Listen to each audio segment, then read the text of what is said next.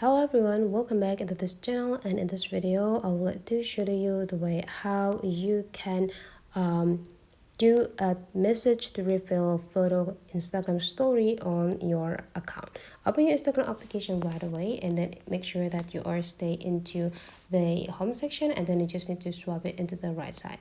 And the next thing you need to do is just go tap into this photo library, and then you just need to pick the picture that you want to use as the background.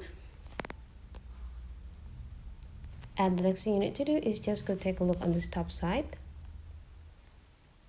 and please click this icon. And the next you just need to tap into this message to refill right here, and then you just need to tap on it. Now you can just go type the message that you want to add here, and then you just need to go click done.